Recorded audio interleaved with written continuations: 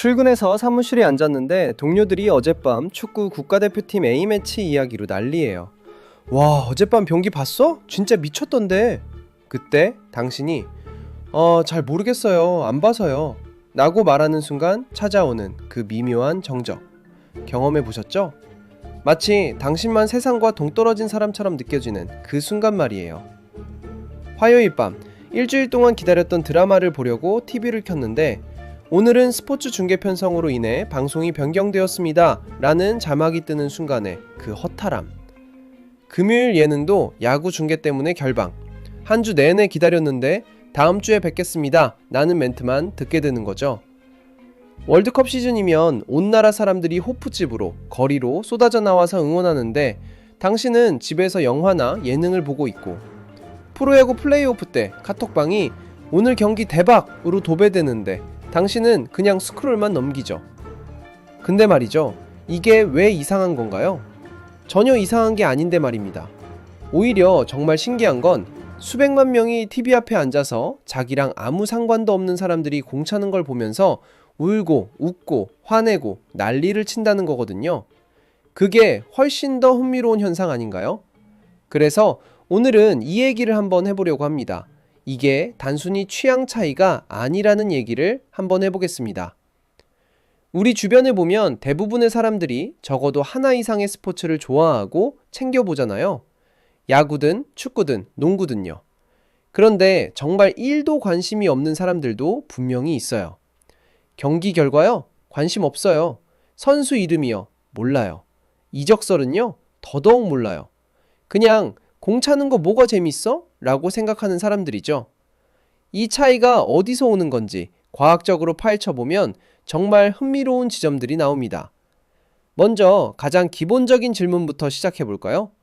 왜 그렇게 많은 사람들이 스포츠에 열광하는 걸까요? 이건 우리 뇌의 가장 오래된 부분과 연결되어 있어요. 인간은 태생적으로 집단에 속하려는 본능이 있거든요.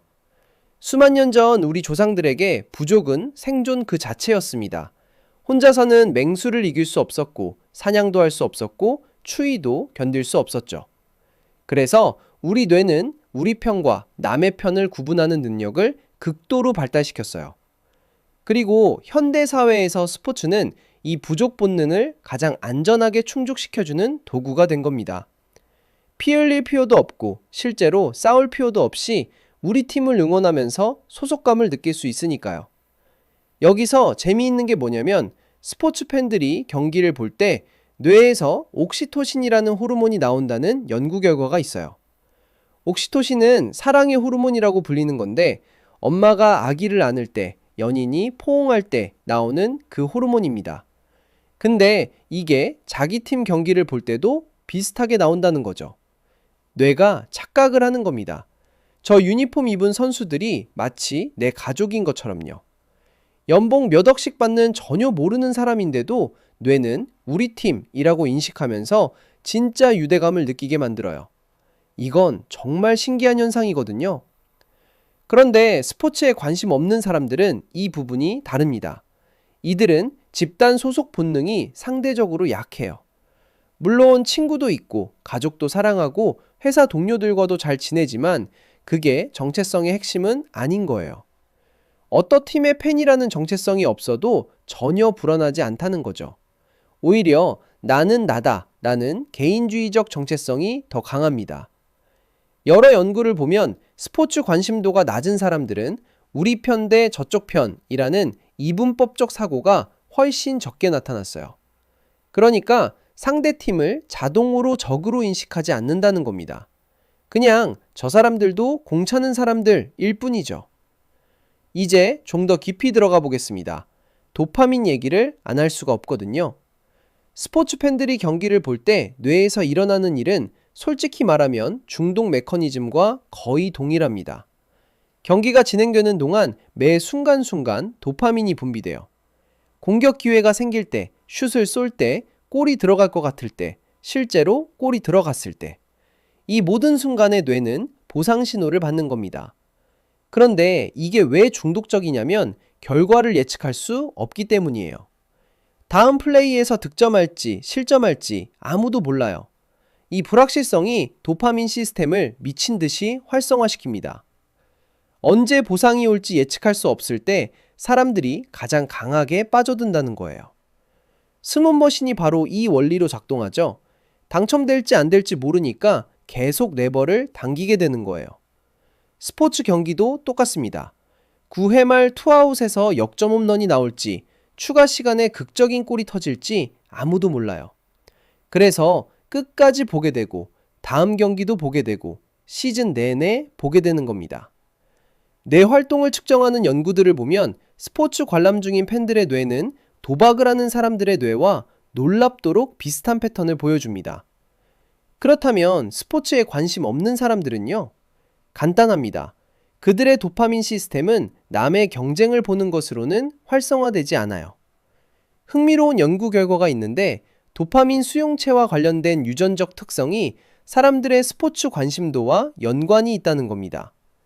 그러니까 당신이 프로야구 중계를 보다가 채널을 돌려버리는 게 어쩌면 타고난 성향일 수도 있다는 거죠. 유전적으로 저 경기의 결과가 당신의 보상 회로를 자극하지 않는 겁니다. 여기서 스포츠 팬들이 보이는 또 다른 특이한 심리 현상이 있어요. 팀의 성공을 내 것처럼 느끼는 심리인데요. 실제로 관찰해보면 정말 신기해요. 자기 팀이 이기면 우리가 이겼다 라고 말하면서 완전히 하나가 된 것처럼 기뻐합니다. 근데 지면요? 아, 오늘 선수들이 못했네. 감독이 실수했어. 이런 식으로 조금 거리를 두는 표현을 쓰게 돼요. 승리할 때는 강하게 동일시하고 패배할 때는 약간 거리를 두는 거죠. 이게 무의식적으로 일어나는 자아 보호 장치거든요. 팀의 승리를 자기 성공처럼 느끼면서 자존감을 끌어올리고 패배는 조금 더 객관적으로 바라보면서 자존감 하락을 방어하는 겁니다. 스포츠에 관심 없는 사람들은 이런 심리적 거리 조절을 하지 않아요. 애초에 그들에게 팀의 승패는 자기 자존감과 아무 상관이 없으니까요. 이들의 자아 개념은 훨씬 더 안정적입니다. 자기가 통제할 수 없는 외부 사건에 정체성을 의존하지 않거든요. 자존감이 경기 결과에 따라 올라갔다, 내려갔다 하지 않는다는 거죠. 어떻게 보면 심리적으로 더 건강한 방식일 수도 있습니다. 그런데 여기서 놓치지 말아야 할 점이 하나 있어요. 스포츠 팬들이 무조건 문제가 있다는 얘기는 절대 아닙니다. 오히려 흥미로운 연구 결과가 있거든요. 열렬한 스포츠 팬들이 특정 공감 능력 측정에서 더 높은 점수를 받는다는 겁니다. 이게 무슨 말이냐면 그들은 전혀 모르는 사람들의 투쟁과 고난에 깊이 공감하는 연습을 하고 있다는 거예요. 저 유니폼 입은 선수가 부상에서 복귀해서 홈런을 치면 진심으로 눈물을 흘리고 신인 선수가 첫 골을 넣으면 자기 일처럼 기뻐하죠. 이건 분명 공감 능력의 한 형태입니다. 그럼 스포츠에 관심 없는 사람들은 공감 능력이 부족한 걸까요? 전혀 아닙니다. 단지 공감의 방향이 다른 거예요. 쉽게 말하면 모든 사람은 마음을 쓸 수 있는 에너지가 한정되어 있거든요. 스포츠 비관심자들은 그 에너지를 다른 곳에 쏟습니다. 이들은 미술관에서, 콘서트홀에서, 책 속에서, 자연 속에서 감정적인 충만함을 경험합니다. 똑같이 의미를 추구하는데 그냥 찾는 장소가 다른 거죠. 그리고 이런 경우도 있어요. 어떤 사람들에게 스포츠 무관심은 실제로 방어 기제일 수 있어요. 학창시절 체육 시간에 늘 마지막으로 뽑혔던 기억, 운동 못한다고 놀림받았던 경험, 스포츠로 뭉친 집단에서 소외되었던 아픔, 이런 게 쌓이면 무의식적으로 스포츠라는 영역 전체를 거부하게 될 수 있거든요. 특히 남자아이들은 축구나 야구 못하면 은근히 무시당하는 분위기가 있잖아요. 그런 경험이 있는 사람은 성인이 되어서도 스포츠 자체에 부정적 감정을 가질 수 있습니다. 혹은 공격적인 경쟁 문화가 싫어서 고함 지르는 응원 문화가 불편해서 거리를 두는 사람도 있죠. 이것도 충분히 타당한 이유입니다. 그리고 그냥 진짜로 재미가 없을 수도 있어요. 공이 이리저리 움직이는 걸 보는 게 왜 재미있는지 이해가 안 되고 규칙도 복잡하고 시간도 아깝고 이것도 완전히 정상입니다. 모든 선택에 깊은 심리학적 이유가 있을 필요는 없거든요.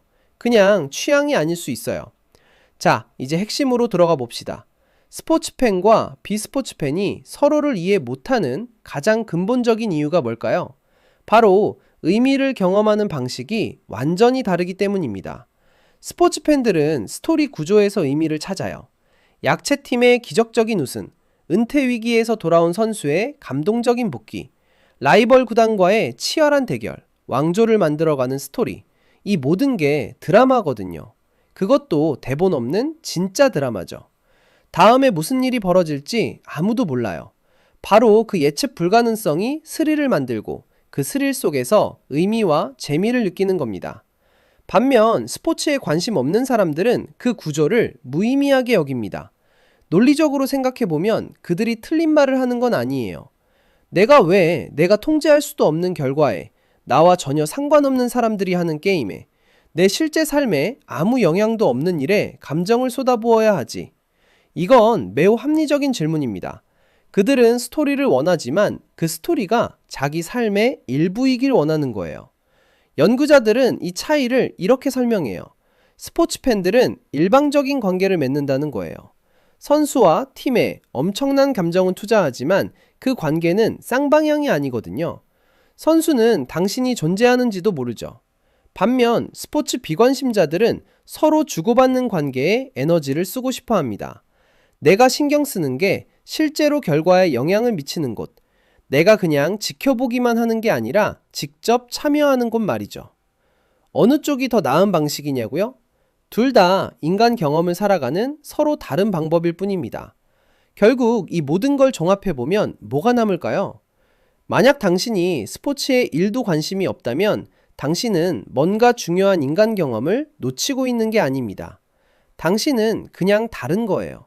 뇌의 보상 시스템이 다르게 설정되어 있고 집단 소속 본능이 다른 방식으로 표현되고 공감 에너지가 다른 곳으로 흐르고 있을 뿐이죠. 그리고 그건 완벽하게 정상이고 건강하고 의미 있는 삶의 방식입니다. 다음에 누가 어제 경기 봤어요? 라고 물어볼 때 당신이 아니요, 관심 없어요 라고 대답하면서 느끼는 그 미묘한 죄책감? 이제 그럴 필요 없습니다.